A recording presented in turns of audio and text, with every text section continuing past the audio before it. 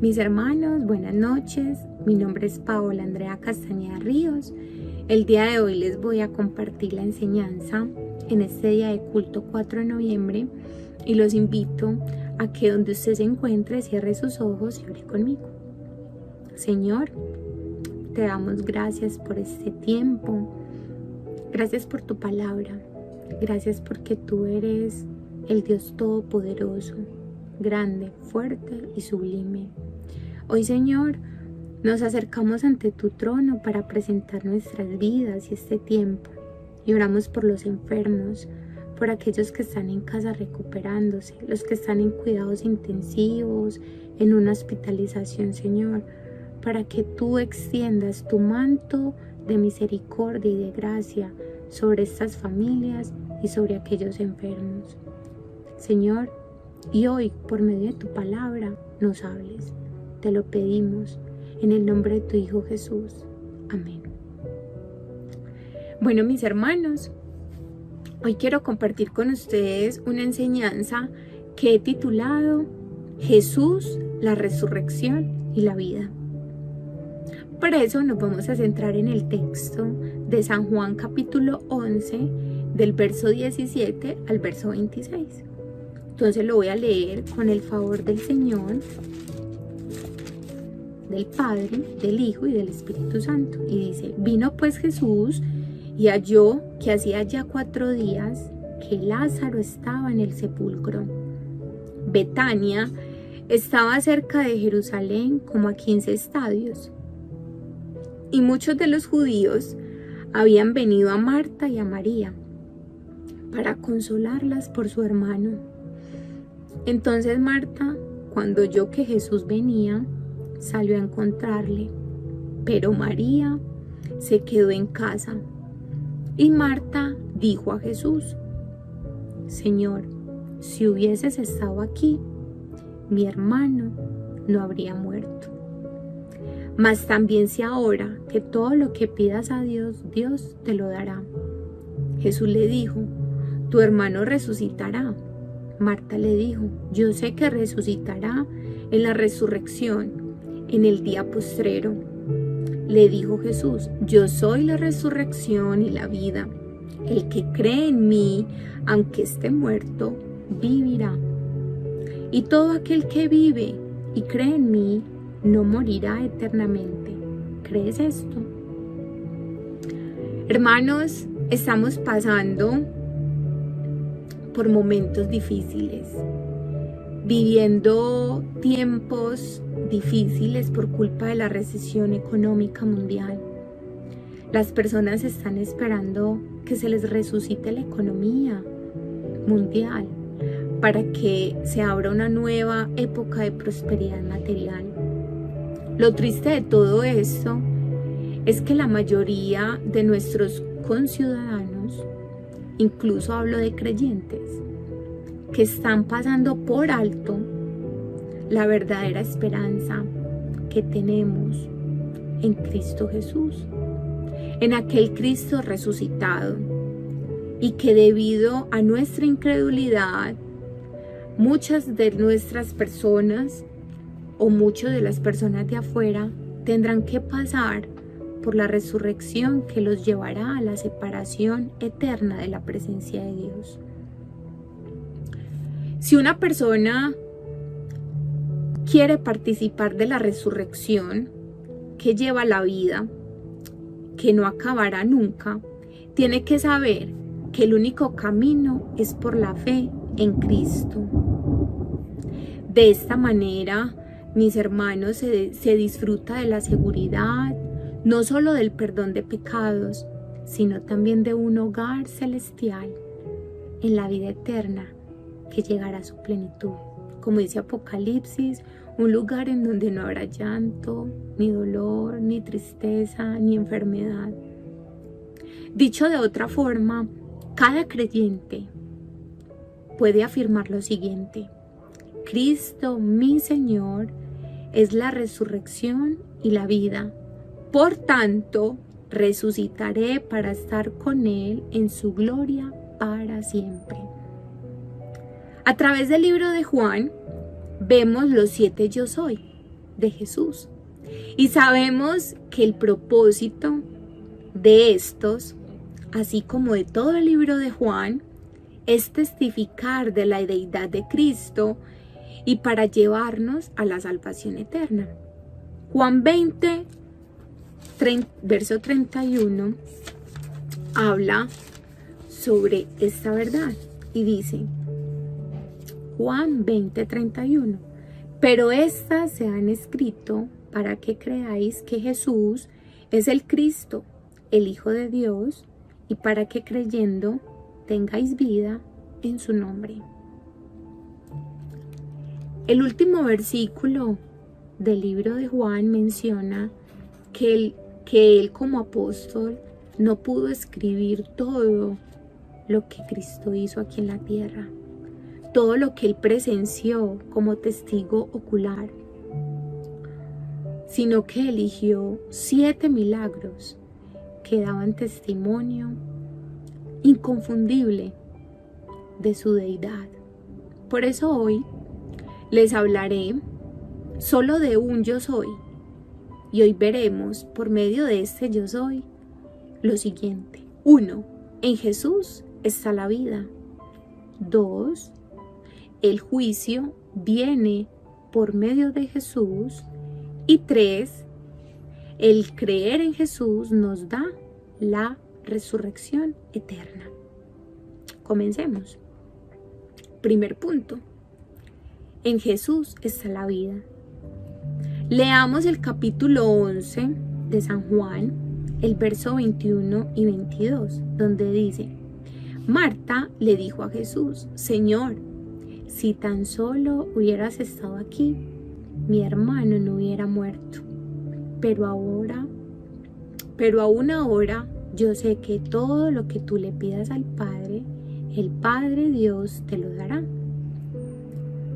Tan pronto como las hermanas de Lázaro escucharon que Jesús venía a verlas, Marta salió rápidamente a su encuentro.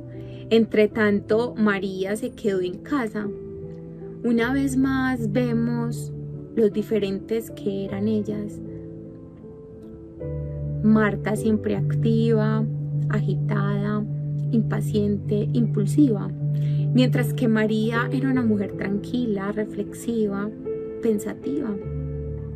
Sin embargo, cuando ambas hermanas se encontraron con Jesús, ambas expresaron lo mismo. Leamos lo que dice el verso 21 en ese mismo capítulo 11 y luego leemos el verso 32. Dice, y Marta le dijo a Jesús, Señor, si hubieses estado aquí, mi hermano no habría muerto. Leamos el verso 32. María, cuando llegó a donde estaba Jesús, al verle se postró a sus pies diciéndole, Señor, si hubieses estado aquí, no habría muerto mi hermano. Seguramente esto era lo que ambas hermanas se habrían repetido la una a la otra durante la enfermedad de Lázaro. En sus palabras había una mezcla de emociones luchando entre sí. Quizás se culpaban entre ellas porque enviaron el mensajero demasiado tarde a avisarle a Jesús para que él hubiera llegado a tiempo para sanar a Lázaro.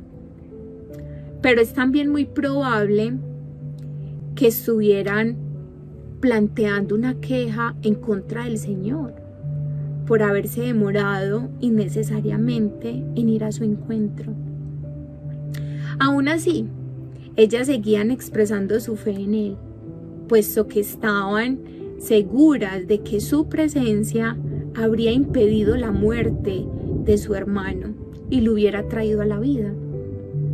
En todo caso, era evidente, mis hermanos, que estas dos hermanas habían echado mucho de menos a Jesús y más en ese trance amargo que tuvieron que atravesar solas.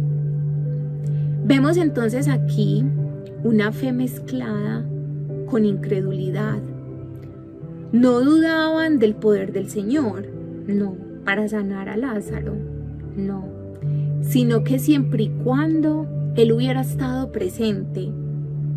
pero ellas no se alcanzaban a imaginar y tener que ver también que Él lo podía haber sanado a través de la distancia. Y eso nos lo muestra la palabra. Leamos San Juan 4, verso 50. Y dice: recordarles a ustedes que aquí en este texto de San Juan, del capítulo 4, del verso 43 al 54, habla de este oficial romano que tenía un hijo enfermo. Y él se entera de que Jesús está en la ciudad, en Capernaum, está haciendo milagros, señales y prodigios, y también se va donde él porque tiene a su hijo enfermo. Y en el verso 50 Jesús le dice: ve, tu hijo vive. Y el hombre creyó la palabra que Jesús le dijo y se fue. Mucho menos yo creo que María y Marta eran capaces de pensar que Jesús podría resucitar a Lázaro. Su fe necesitaba madurar.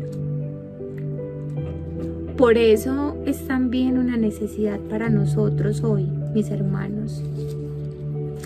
Con cuánta frecuencia nuestra fe es débil y no alcanzamos a ver toda la grandeza y los recursos de la gracia de Dios. Nosotros también tenemos que luchar con frecuencia en esta vida cristiana contra la desilusión por las expectativas insatisfechas.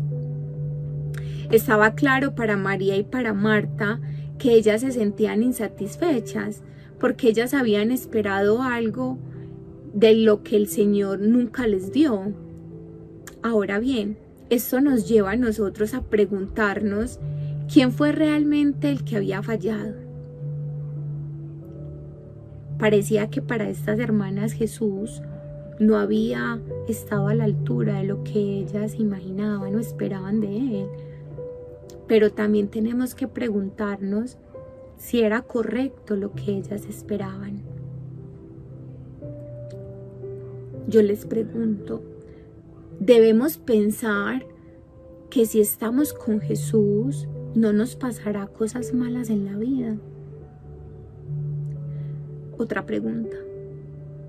¿Se ha comprometido el Señor a sanarnos de cualquier enfermedad que tengamos y a librarnos indefinitivamente de la muerte? Si esto fuera así, mis hermanos, no habría cristianos enfermos, ni tampoco moriríamos. Pero la realidad que vemos a nuestro alrededor no es esta. Por eso hoy yo quiero hablarles de mi experiencia personal. Ustedes saben que hace 8 días vivimos una situación difícil con mi hermano, con una negligencia médica. Casi se muere, el Señor le guardó la vida. Gloria a Dios por eso. Alabado sea nuestro amado Señor, porque a mi hermano le dio peritonitis. Y quién sabe desde cuándo tenía eso reventado. O cómo no hablarles a ustedes de que mi esposo este año tuvo un accidente automovilístico y cómo el Señor le guardó la vida. Y estas situaciones me hicieron reflexionar, y cuando el Señor me pone en estas pruebas, yo lo único que hago es quedarme en silencio, callada, no enojada, callada en silencio, diciéndole a Él que tengo que aprender de esto. Y estas situaciones me hicieron ver a mi Señor, volverlo a ver como aquel que cumple su palabra. Que podemos pasar momentos difíciles, pero mayor es el que está con nosotros, como está escrito. Leamos Romanos 8, 31 al 32, donde dice el Señor: ¿qué pues diremos de esto? Si Dios es por nosotros, ¿quién contra nosotros? El que no escatimó, en otras versiones dice, no se guardó a su Hijo, sino que lo entregó por todos nosotros. ¿cómo no nos dará también todas las demás cosas? Hermanos, ¿cómo no nos va a ayudar? ¿Cómo no nos va a consolar? ¿Cómo no nos va a fortalecer y a socorrer aquel que lo ha dado todo por nosotros? Esa es nuestra esperanza, que vivimos para Él, por Él y que somos de Él. La propia Biblia nos habla acerca de los sufrimientos y de las dificultades por las que el apóstol Pablo tuvo que pasar en su servicio a Cristo. Y eso lo encontramos en 2 de Corintios, capítulo 11, del verso 24 al 29, donde él dice que vivió azotes, apedreamientos, encarcelamientos, náufragos y infinidades de cosas. Incluso, mis hermanos, encontramos en la lista de los héroes de la fe también aquellos que sufrieron todo tipo de penurias humanas. Eso lo encontramos en Hebreos 11, del verso 36. Ese sí quiero que lo leamos, del verso 36 al 38. Y dice: otros experimentaron vituperios, azotes, y a más de esto, prisiones y cárceles. Fueron apedreados, aserreados, puestos a prueba, muertos a filo de espada. Anduvieron de acá para allá, cubiertos de pieles de ovejas y de cabras, pobres, angustiados, maltratados, de los cuales el mundo no era digno, errantes por el desierto, por los montes, por las cuevas y por las cavernas de la tierra. Claro está, mis hermanos, que cuando vemos la enfermedad cerca de nosotros, nos gusta pensar que Dios tiene que librarnos de ella inmediatamente. Pero eso es algo de lo que Dios ha prometido o lo que nosotros queremos creer. Si colocamos nuestra fe en algo que Dios nos ha dicho, entonces nos sentiremos de lo que Dios no ha dicho, nos sentiremos desilusionados. Y finalmente, aunque la culpa será enteramente nuestra, porque hemos puesto nuestra confianza en algo en lo que nuestro Dios nunca ha dicho. Nuestro Señor ha dicho que vamos a sufrir, y mucho. Recordemos el versículo de Juan, capítulo 1, verso 4, en donde el Señor dice: en el principio, en Él estaba la vida, y la vida era la luz de los hombres. En la versión de la traducción viviente dice: de la palabra nace la vida. ¿Y quién es la palabra? Jesús. Y la palabra, que es la vida, es también la luz. Mis hermanos, los miembros de esta familia eran muy cercanos a Jesús: Marta, María y Lázaro. Y obviamente habían pasado mucho tiempo con él, porque la conversación entre Marta con Jesús demostró su conocimiento de la teología de Cristo, de lo que él mismo les había enseñado. Ella sabía que había un día final en donde todos íbamos a resucitar. Lo encontramos en el verso 24. Ella reconocía que Jesús era el Mesías. Está en el verso 27, porque ella le dijo: sí, Señor, yo he creído que tú eres el Cristo, el Hijo de Dios, que has venido al mundo. Y sabía que Él era capaz de sanar a los enfermos. Sin embargo, a pesar de que había resucitado personas anteriormente, Marta todavía no lo veía como la vida. Colosenses 1, verso 16, nos habla de que Él es la vida. Leámoslo. Colosenses, capítulo 1, verso 16, y dice: porque en Él, ¿en quién? En Jesús, fueron creadas todas las cosas, las que hay en los cielos y las que hay en la tierra, las visibles e invisibles, sean tronos, sean dominios, sean principados, sean potestades, todo fue creado por medio de Él y para Él. Hermanos, Él es el creador de todo y aquel que puede crear de la nada. Recordemos Génesis 1:1. Vamos a la palabra.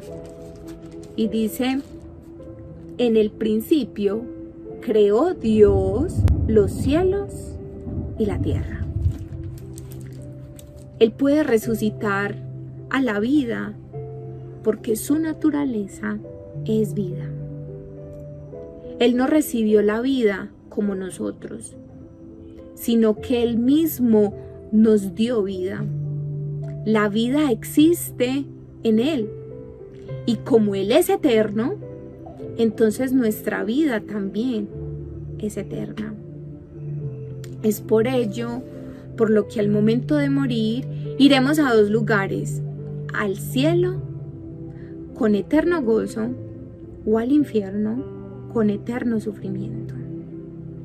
De todas las decisiones que hacemos en nuestras vidas, esta también es la más importante que tomaremos, porque determina nuestra vida después de la muerte y la decisión.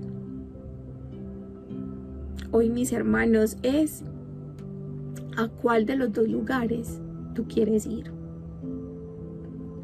Segundo punto, el juicio viene por Jesús.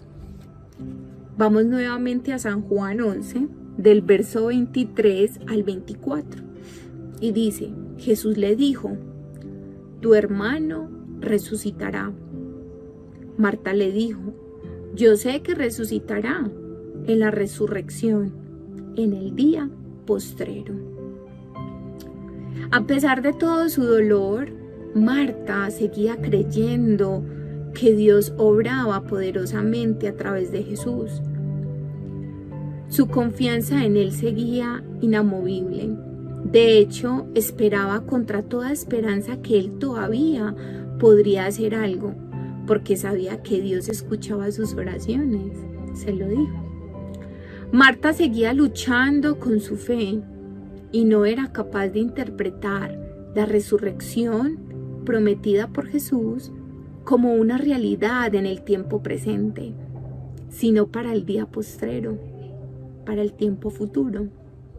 De hecho, cuando más adelante el Señor mandó a retirar la piedra del sepulcro, eso lo encontramos en el verso 39, en el capítulo 11, Marta le parecía que no lo podía creer, que Jesús fuera a resucitar a su hermano. Y lo único que ella alcanzó a decirle es que: maestro, no, ya hiede, porque el cuerpo está 4 días allí metido, ya está descompuesto. Pero aquí notamos las ideas vagas y confusas que Marta tenía con respecto a Jesús. Ella hablaba de Él como si Él fuera solo un profeta humano, que careciera de poder independiente, como si Él no pudiera ordenar una curación por sí mismo sin solicitarle a Dios. Leamos San Juan, capítulo 5, del verso 24 al 30. Y dice: de cierto os digo, el que oye mi palabra y cree al que me envió, tiene vida eterna, y no vendrá a condenación, mas ha pasado de muerte a vida. De cierto os digo, viene la hora, y ahora es, cuando los muertos oirán la voz del Hijo de Dios, y los que la oyeren vivirán.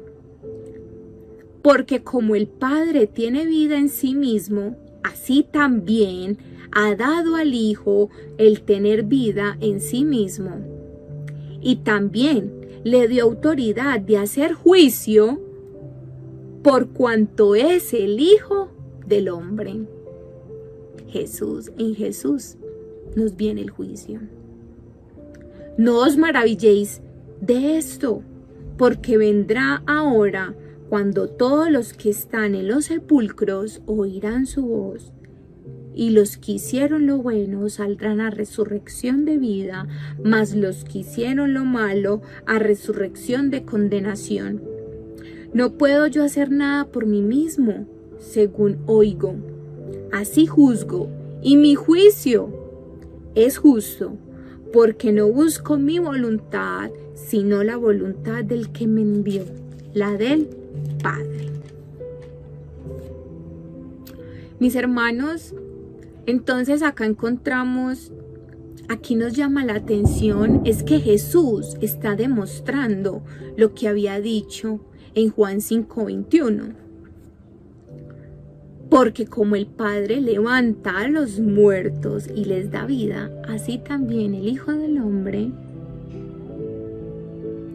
a los que quiere da vida.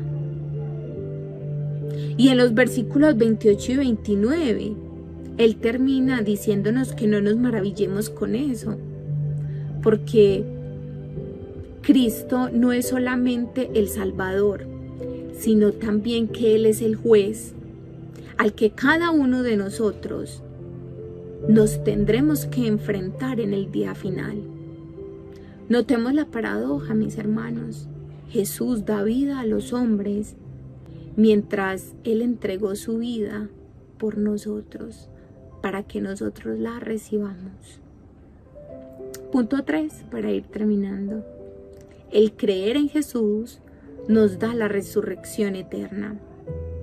Leamos el verso 25 del capítulo 11 y dice: le dijo Jesús: yo soy la resurrección y la vida.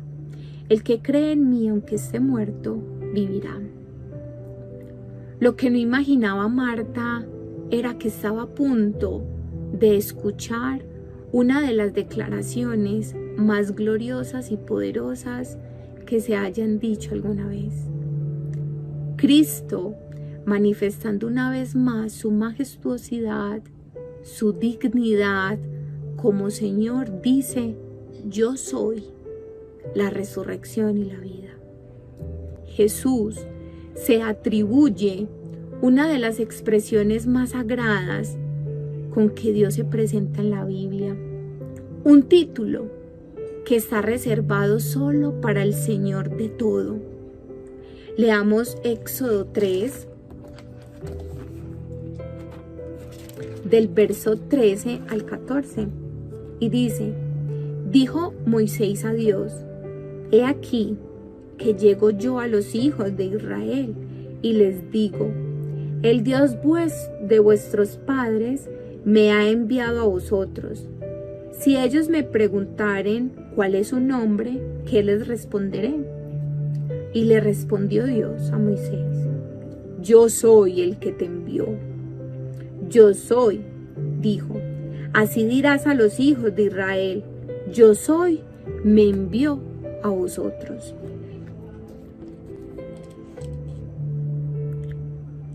También entonces encontramos en Isaías 43 una de las declaraciones de nuestro amado, que dice: aún desde la eternidad yo soy, y no hay quien libre de mi mano.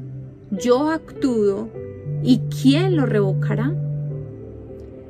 Notemos el orden de su declaración: yo soy la resurrección y la vida.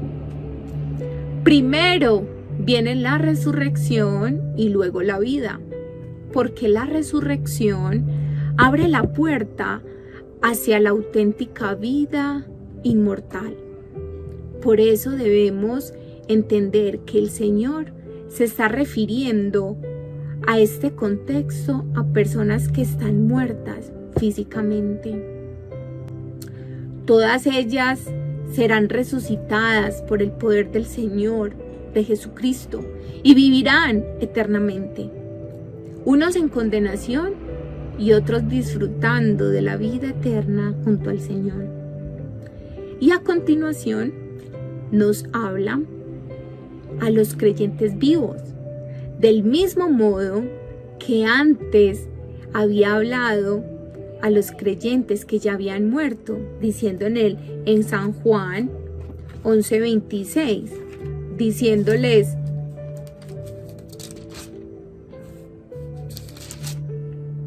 y todo aquel que vive y cree en mí no morirá eternamente. El creyente será librado de la muerte o de la condenación eterna por el poder del Señor. Pero aquí debemos tener en cuenta que Cristo no solo resucita a los muertos, sino que Él mismo resucitó de entre los muertos, siendo el primero, el primogénito, en volver a la vida en gloria. Cristo es la primicia de la nueva creación. Es el primero de aquellos que resucitaremos en gloria para no volver a ver la muerte. Por eso lo dice la Escritura en 1 Corintios, busquémosla, del 15 al 20.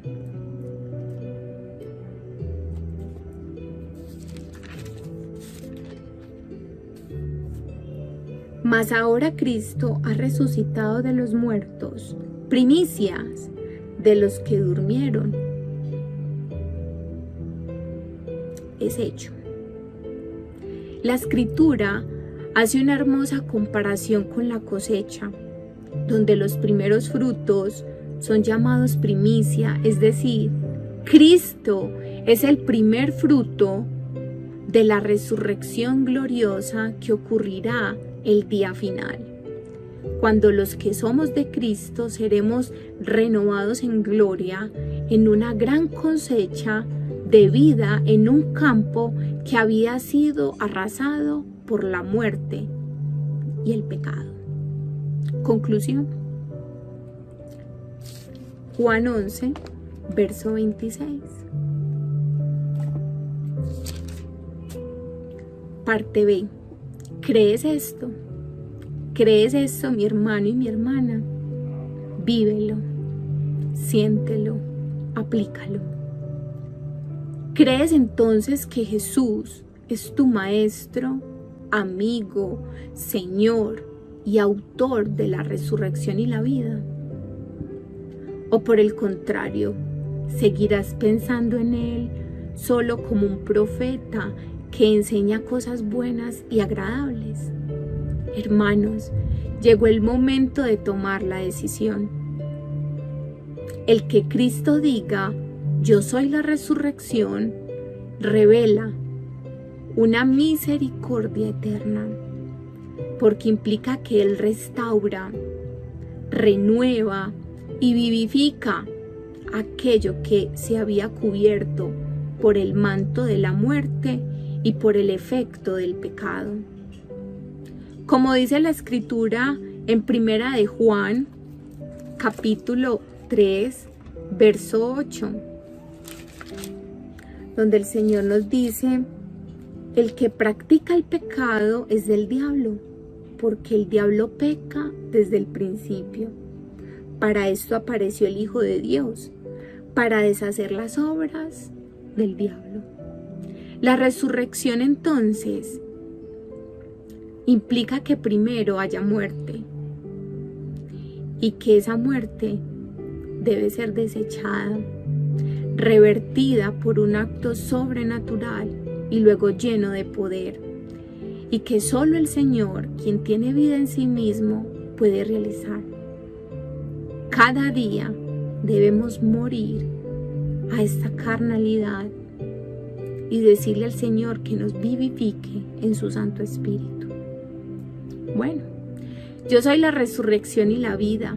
Corresponde al quinto de los 7 yo soy de Cristo en el Evangelio de Juan. Veamos, yo soy el pan de vida, yo soy la luz del mundo, yo soy la puerta de las ovejas, yo soy el buen pastor, yo soy la resurrección y la vida, yo soy el camino, la verdad y la vida, yo soy la vid verdadera. El mismo título, yo soy, es divino, pero además en cada uno de estos 7 yo soy, Cristo dice ser algo que solo Dios mismo puede tener. Mis hermanos, hemos terminado y si Dios me da vida y salud, les predicaré en otra oportunidad de otro de los yo soy de nuestro amado Jesús. Dios les bendiga. Oremos. Padre amado, gracias por tu palabra. Gracias por mostrarnos tu deidad, tu carácter, tu inmutabilidad, tu eterno poder, tu eterna grandeza y majestuosidad, por ser aquel dueño de todas las cosas, el dueño de la vida, de nuestra vida, Señor, de las cosas visibles e invisibles, de tu eterno poder, Señor. Gracias, amado Rey, porque hoy podemos aprender que en ti, Jesús, encontramos la resurrección y la vida. Ayúdanos siempre a recordar que apartados de ti nada podemos hacer, que aunque estemos pasando por momentos difíciles de penumbra, de enfermedad, Señor, lo más importante es que siempre recordemos que tú en cualquier momento harás un milagro, resucitando nuestras vidas, nuestros sueños, resucitando, Señor, a nuestras familias que están muertas en esos delitos y pecados, Señor. Y a nosotros también. Hoy reconocemos que hemos fallado y que necesitamos morir a nuestra humanidad, a nuestra dependencia de nosotros mismos y reconocer que necesitamos de tu vida, de tu verdad.